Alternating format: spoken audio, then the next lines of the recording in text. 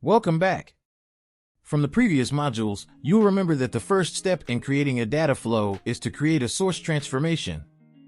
So in this lesson, we want to start creating the data flow with a source transformation for our hospital admissions data, and configure to read the file in our raw data lake storage.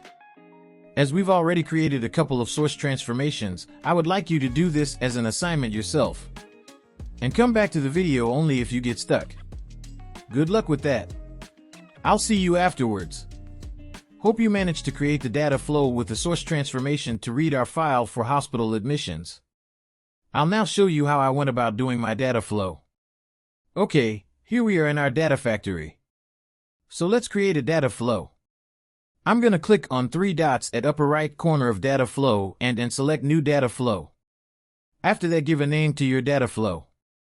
And I'm going to call mine as DF Transform Hospital Admissions.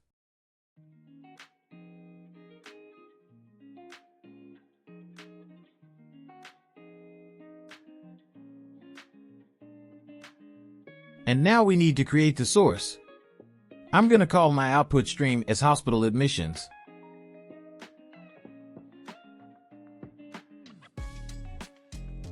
And we want to create a corresponding data set for that one. So if you can remember, we want to have the source type as the data set and we want to create the corresponding data set. Either you can do it from here or you can click new and then create one. So it is going to be the data lake storage Gen 2.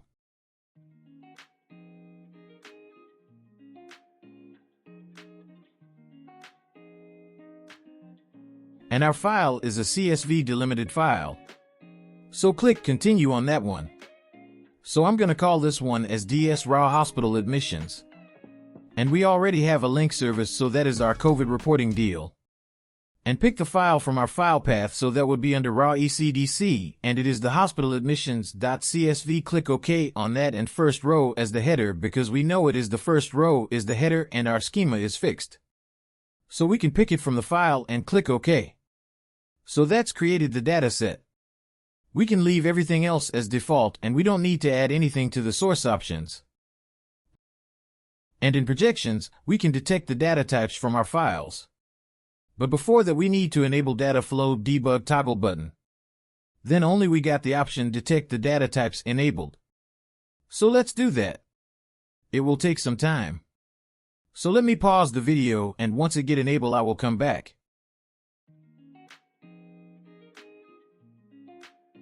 Okay, it's enabled now. So let's click on that. Okay. It's detected. The date is the date and year, week as a string and value as double, which makes sense. If you didn't want to do the detect data type and you haven't got the data flow debug turned on, you can manually set the date as date and the value is double and carry on. And let's have a look at the data within our preview. Okay, so the data looks as we would expect. So we got this source. If I scroll across to the right, I've got the URL as well. So, which is great. So that is the source transformation. That's the end of this lesson. I'll see you in the next one.